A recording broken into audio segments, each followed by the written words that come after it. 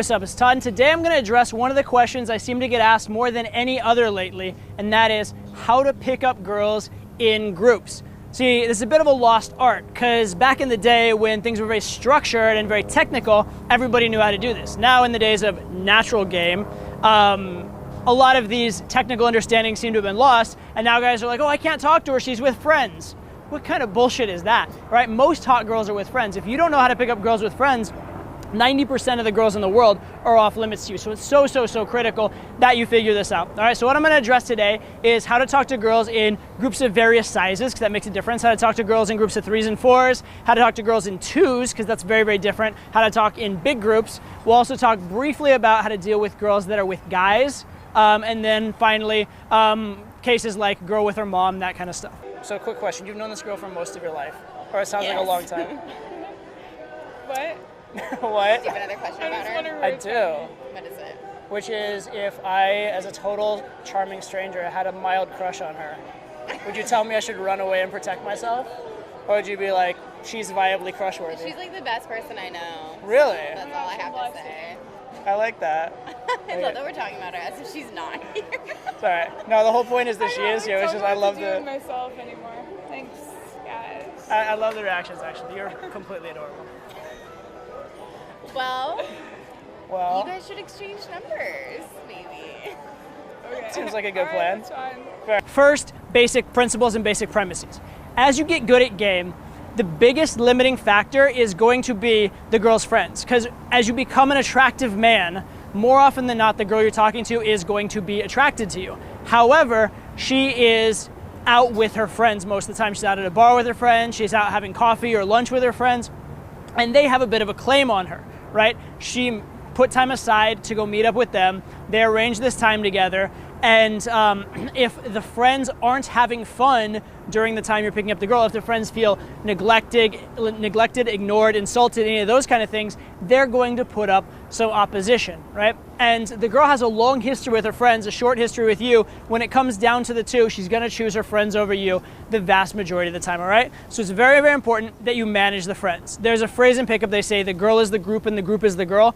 That's largely true, okay? So let's just say you need to manage the friends. Okay, now, with that said, different groups of friends are different. Here's why. If it's a girl and one friend, it's very hard if you're talking to that girl one-on-one for that friend to entertain herself, not feel left out, not feel insulted, etc. Okay? In a group of 3 or 4, the other girls can kind of talk amongst themselves a little bit and leave you one-on-one. So there's a lot more opportunity to have that isolated conversation, which is ideally what you'd like to have. And then if you go to a bigger group, it's quite possible that if the girl's talking to you, it won't even be noticed because everybody's enjoying each other. And it's also quite possible in a big group that the whole group isn't that relevant. Usually if a girl's with like 15 friends, she's not actually with 15 friends. She's with maybe like 2 really close friends and then like 12, 14, what is it, 13 people? 15 minus 3, yeah. Sorry, I was including her for a second. She's with 13 more people that she doesn't know very well, okay? So you need to look at the different group dynamics and kind of play out how it's all gonna come about. All right, so first off, let's look at the 3 and 4 set, because this is really the bread and butter. This is, if you can do this, you can do all of group theory. It's all just a modification on this concept, all right? The idea here is you need to engage everybody enough that they like you and they feel not insulted by you being there. Ideally, they should have a pleasant experience with you. So when you go in, you have 2 options. You can either greet the entire group, which is in some ways the preferred. Hey guys, how you guys doing? You guys look like fun together, that sort of a thing. Or hey, I need you guys' opinion on something. That's an old school method. Something like that where you're engaging the whole group. And that's a totally fine way to get started. And the good thing there is because you have engaged everyone equally, nobody feels left out, nobody feels insulted.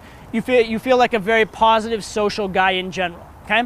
Now, the downside of this approach is that sometimes when you start engaging everybody, it becomes difficult to actually engage one-on-one with the girl you're interested in. Let's say, for example, you go and engage 3 or 4 girls, and all of a sudden, like, the fat one who you wouldn't have sex with somebody else's penis happens to engage you very strongly and seems to like you.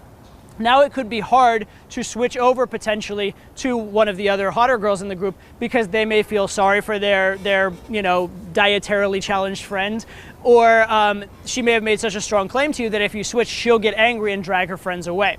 Okay, so you have to be careful of that kind of thing, and it's very important if you do go in and engage the whole group to select your target, the girl of your choice, earlier rather than later. And the way you're going to do that is this.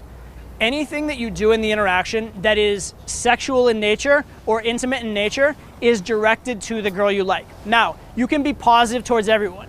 You can even be a little bit like fun and flirty with everyone. You can even like hug other girls. However, things like you and I are not going to get along, or wow, I really like you, I'm impressed by you, or oh my God, that was so sexy what you just did. Any of those kind of comments are only going to be reserved for the girl of your choice, okay? So the idea is anything that's a strong emotional spike, right? Anything that's a strong emotional spike, either positive or negative, that's reserved for the one that you actually intend to create some kind of sexual chemistry with. Everyone else, you're treating them as just friends, right? You could even sort of treat them as like guy friends if you wanted to, who you joke around with, you kid around with, you're fun, you're happy with them, but there's nothing really sexual going on. That's very, very important. It's important that you start that sooner rather than later. Okay, so that's one method. If the girl that you're going for is particularly attractive, you may even do what's called active disinterest, which means instead of doing things that are positive compliments towards her, you may start off with things that are more negative and more pushing her away. And this does two things. Number one, for a really hot girl, she's not used to that and she may start chasing you harder. Number two, for the friends, they're probably used to the hotter girl getting hit on, and so when you're overtly not hitting on her, they're more likely to accept you. So with a particularly hot girl, you may even try making your statements of intent more in the negative rather than the positive to start off with. Okay, so that's classic group theory. However, there is another way to engage that group of 3 or 4. And that way is you go in directly on the girl you like. However, you don't go exclusively on her. If you go in on her exclusively and directly, most of the time the other friends are eventually going to get jealous and that will be a problem. However, if you go in and talk to her a little bit and then engage with everybody else, that can work. So you're like, hey, what's up? You look really cute. Hey, are these your friends? Hey, nice to meet you, nice to meet you, nice to meet you. That sort of a thing can actually work out because there you are actually still engaging everyone and you're still kind of giving them the time of day and treating them like human beings, right? It's very, very important to at least give that sort of like nodding appreciation to the fact that they're there, they're important, they're valuable people, etc. So whether you start with the girl and move to the group or start with the group and move to the girl, it's very, very important that very quickly you engage everyone. And I'll give you kind of a model for this. Here's an exercise that we used to do a lot on boot camps, which is you get maybe 3 or 4 people and you're talking to them, and what they do is they put their hands in the air. And as long as they feel acknowledged and like they're part of the conversation, they keep their hand in the air. As soon as they feel ignored or annoyed or pissed off, they start dropping their hand. And then if you acknowledge them again, they'll put their hand back up. And that's kind of what's going on with the group is, say you have 4 girls, you're really talking to one, these other girls, they're getting disacknowledged, they're starting to get to that point. If the hand gets to the bottom, they're gonna leave, they're gonna object. And then you're like, oh, so what do you guys think? You re-engage them a little bit, talk a little bit, and then you can go back to the girl you're mainly talking to, okay? So you can give the majority of your attention to the girl you're interested in. You can give pretty much all of your sexual advances and your emotional spikes to the girl you're interested in. But you do have to acknowledge the other ones, whether again it is you open everybody first, acknowledge everybody, or you, hey, what's up? Oh, are these your friends? Nice to meet you, nice to meet you. How do you roll with this girl, etc. Okay? And again, notice I'm always kidding the one that I'm more into. I'm intrigued, so you guys know each other well?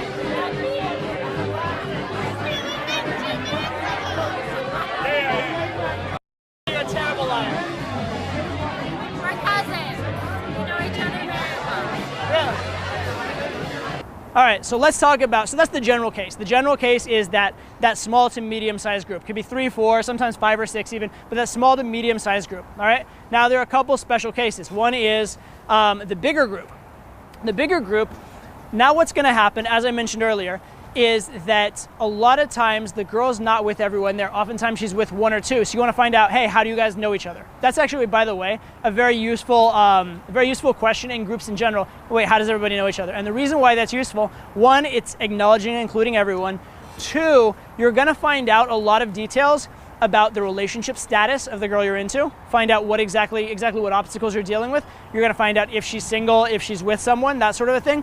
And you're also gonna find out who she's very close with in the group. A lot of times she may be really close with a couple of people, not so close with others. You can not completely ignore usually, but you can semi-ignore the people that she is less close with. All right, so that's a very, very useful question, especially in these big groups, because a lot of times if it's 15 girls, again, she may only really be friends with 2 or 3. You only need to acknowledge and really engage with 2 or 3 of them. So that question, how does everybody know each other, is really, really valuable. Now, in that case of the big group, not only is it important to sort of know who she's with and whatnot, a lot of times there, you can actually directly approach her. Because again, remember this problem of if you try and engage the whole group, a lot of times you lose the girl in the shuffle, especially with a group of 15. You try and, hey, nice to meet you, nice to meet you, nice to meet you, nice to meet you, nice to meet you, 15 times. By the time you're done with that, the one you're into probably will have left or gone and done something else or be engaged in a different conversation, okay? So in that kind of situation, I would actually suggest going directly in and talking to the person you want to talk to, and then from there you can make that adjustment and go from there. That way you won't lose her in the shuffle, and also usually the group's not going to have as much objection in those cases. So a lot of times a group of 15 can almost be treated as a group of 1+. 1+ you find out who she's there with and engage them, okay? So in a lot of ways, a lot of guys are very intimidated by that, like the big group, oh gosh, she's the big group. A lot of times that's actually quite easy, and the fact you're shying away from that, you're missing a lot of opportunities. Okay, now let's talk about the group of 2, because the group of 2 is actually quite difficult in a lot of ways. First of all, the best way to handle a group of 2, if you have it available, is have a wingman. If you have someone out there with you, by all means, talk to the 2 of them together, okay? The best pull you're ever gonna get is the one-on-one, you meet a girl by yourself. The second best pull you're ever gonna get is the 2-on-2. You're talking to a girl, your wingman's talking to a girl, you all like each other, you all go home. Sex can happen very, very regularly. It's an amazing, amazing situation, okay? So if you have a wingman, that's ideal for a group of 2. But let's say you're talking to this group of 2 without a wingman, because I assume if you're having issues with groups, it's because you don't have a wingman a lot of times. So you go up, you're talking to the group of 2. Now the problem with the group of 2 is this. Most of the time, you can't isolate. You can't talk just to the girl you want to because the other girl will object, the other girl is left out, she came out with her, etc., etc. So what you're gonna wanna do is keep them both engaged all the time. However, remember the cardinal rule. Emotional spikes, statements of intent, anything that's sexual in nature is reserved for the girl. So you can have a conversation with both of them, and then you keep throwing in little comments, little gestures, little things towards the girl. Great technique that I like, this is my go-to technique for a group of 2, is to talk about the one you like with the other one. So you can be like, wait, how do you guys know each other? Yeah, she seems like, I mean, you're friends with her. She's trouble, isn't she? I can tell. Yeah, I look at her, I'm like, she's cute, but I'm not so sure. But you can vouch for her, right? You're her friend? Okay, cool. Your friend says nice things about you. I guess you're all right. So do you see how I'm playing the one off the other? I'm keeping the girl engaged. I'm keeping her as part of the group. And the funny thing that can happen there, which is really, really valuable, and this happens a ton to me, is that the friend will actually start endorsing me to the girl because she sees that I'm being cool, she sees that I'm being fun and friendly, she's participating in the emotional spikes, she recognizes that I'm an attractive person, and a lot of times she's like, you should be with him, wait, you guys are really good together, and she starts getting on your side, and that's the ideal. The ideal scenario is when the girl actually gets on your side. Now, once you've opened, once you've gotten in the conversation, now what? Okay? Now, typically in this situation of a group of 3 girls, 4 girls, 15 girls, what you want to do ideally is eventually isolate. You want to get the girl one-on-one in a conversation with you because then things can happen. It's very hard to escalate a lot in front of the friends because the girl will look a little bit slutty, right? If you start making out with a girl in front of her friends, she looks slutty. Start fingering in front of her friends, she looks real slutty. Even if it's just verbal escalation, it can be a bit much. But once you get one-on-one, the sky's the limit, a lot of things can happen. So you want to get that isolation. And in order to do that, you want to make an excuse. Hey, let's go sit down here. My feet are tired. Hey, you know what? Come meet my friends over here now that I've met yours. Hey, you know what? I really need another drink. Let's go to the bar real fast. We'll be right back. Okay? And then ideally, and this is key if you want it to happen, it's not necessary, but it will massively improve your odds. Instead of telling the friends you're going, or instead of like just leaving without telling the friends, the best scenario that I've found is to tell her to tell her friends. Be like, hey, tell your friends we're just going to be right over there. She says it to the friends. When she says it to the friends won't object. If you say it to the friends are gonna object because they think it's your idea, they think you're plotting and manipulating to sleep with her. And they don't know if she thinks you're cool or thinks you're attractive or any of that kind of stuff. But when she says it, they know all that. Most of the time they'll go along with it. And we're gonna talk about groups of guys later, but this is particularly important in a group with guys in it. In a group with guys in it, if she says, hey, we're gonna go over there, it's fine. If you say we're gonna go over there, you're gonna get some big objections from the guys, especially if any of them have any intentions on her. But even if they don't, even if they're just friends, they may get very, very protective, okay? So very, very valuable. Remember that you wanna isolate. So the group is the starting point, but ideally you wanna have some isolation throughout the night. Now, there are times when you'll have to come back together with the group. There are times when you won't be able to leave like with her and you'll have to like become a part of the group and spend some time with them. But even then, you want to have some isolation, even if you end up coming back to it, because you want to have some time for that one-on-one connection. I'll tell you what. Would you like to join me for a very quick drink, and I will tell you a story, and you can tell me a story. For what? I said, would you like to? I just got here, so would you like to join me for a very quick drink, and I will exchange a story with you. Perhaps if you tell me one of your own. Yeah? Does that work? Well, I would love to, but I'm kind of with my friends. You can hang out with us. Undoubtedly, they're very cool. They're very cool. I just meant like walking 5 feet. But yes. Oh, go to the bar? Yes. Yeah, I'll go to the bar with you. I wasn't gonna like. Oh shit. I'm not gonna like creep off into like. I mean, that could be intriguing and fun and all, but like, let's start here. All right, now let's talk about the 2 set. Group of 2 girls, you're not going to be able to isolate. So in that case, you keep playing them off each other. And then what I would suggest actually, if you want to pull a group of 2, first of all, a group of 2, a lot of times you're just going to get a phone number, you have to deal with it. But if you do want to try and pull a group of 2, what I suggest is actually pulling them both. Okay? And I'm not necessarily suggesting a threesome, although that's great if you can pull it off. But what I'm suggesting is pull them to a place where the venue is your assist in the isolation. So for example, you're in like a quiet place without a lot of people around, you bring them to a bar or a nightclub where there's a lot of guys there, and then you mingle, get the other girl talking to some guy, and now you can isolate because now she's engaged, okay? Or maybe you take them both to your place, your friend's place, something like that, meet up with a friend who can then engage the other girl, and now you can isolate. So what you're doing is you're creating a wingman, you're creating a situation where the venue becomes helpful to you. Okay?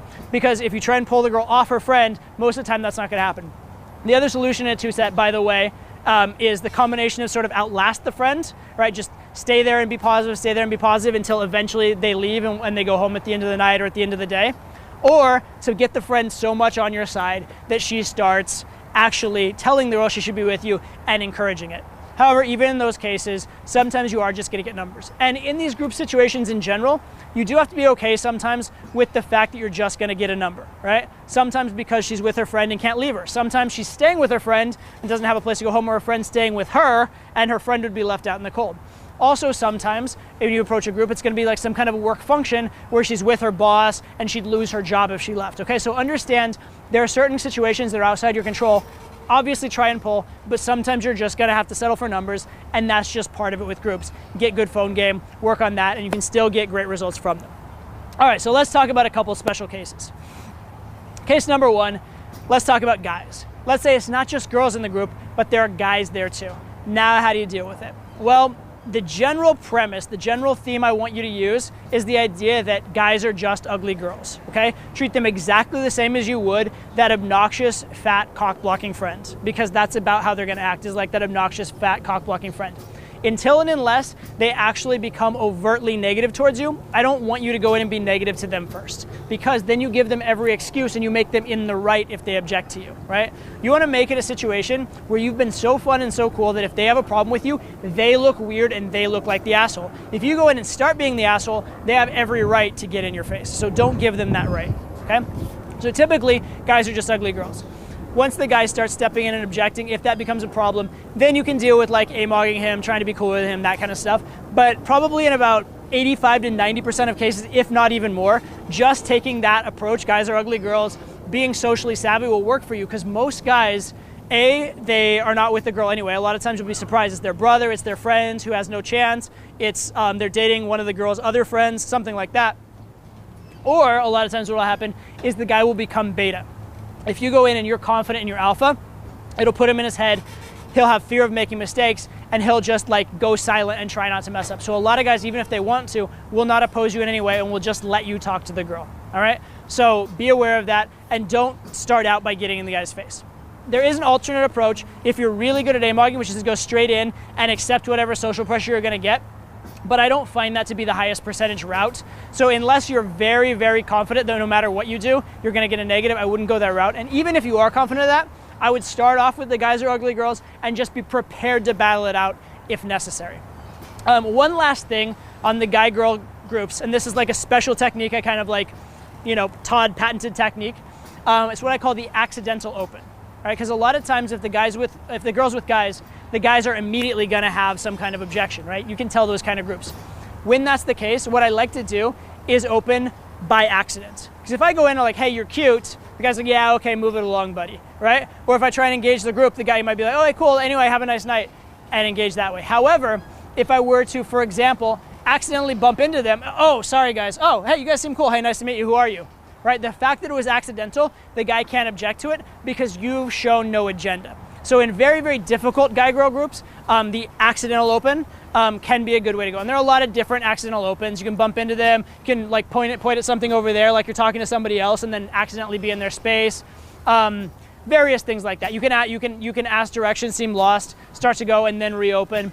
You can do an opinion opener and roll away. There's various things you can do. But the more accidental it seems, the more useful that will be for the difficult approaches. Alex, what's up, buddy? How you doing? How are you, sir? Very, very good. How do you guys know my friend? You guys met Alex? How do you guys know my friend? Oh, hi. What's your name? Alexander. Guys, I turned 21 today. It's my 21st birthday. Happy 21. Congratulations. Yeah. Final special case you're going to run into is the mother-daughter situation. And in this particular case, I would treat it the same way you do a two-set, except even more emphasize the focus on the mother, all right? In a sense, you almost want to game the mother rather than the daughter. Now, that does not mean escalate on the mother. That does not mean overtly flirt with the mother, but really, really, really flirt through the mother and really, really engage the mother because the daughter is used to obeying the mother and the mother is a connection with the daughter that's forever. So looking slutty in front of her mom never goes away, right? So you really, really, really want to play it up. Like 95% of your success is going to depend on whether the mother likes you, 5% on whether the daughter likes you. And if you're able to win over the mother, that is such a huge demonstration of value to the daughter. The fact that you are socially savvy and charismatic and smart enough to pull that off, it's going to be absolutely huge for you. So a lot of times we're like, oh wait, is this your daughter? Mom, I have to say, I love your work. You know, I'm sure she was a pain in the ass though. I'm just looking at her like she must have been hell growing up. Her teenage years, she's cool. She seems cool now, but those teenage years, I know, right? Anyway, you seem cool. Nice to meet you. What's your name? Does that make sense? So engage the mother more than the daughter. Make it a joke. Even tease the daughter through the mother. Because if the mother's engaged, the daughter's not going anywhere anyway. Okay? So that's kind of a special case of how to handle that. The biggest thing, if I were to give you a takeaway, I've given you all these techniques, how to approach all these different kinds of sets. The biggest thing I can tell you with groups is just do it, okay? You will be massively surprised how often that intimidating group just opens right up and lets you talk to girls, even if you don't use these techniques. If you use these techniques, it's better, but even if you just were to go straight in and mess up technically, very, very often, everybody will just melt into obscurity and let you have exactly what you want, okay? So the worst solution is to overthink it, think you need the perfect technique and get in your head and not go, all right? So the fundamental is if you like it, go approach it, go see what happens. You'll be shocked how often things go well, and if not, at least you'll get a learning experience out of it.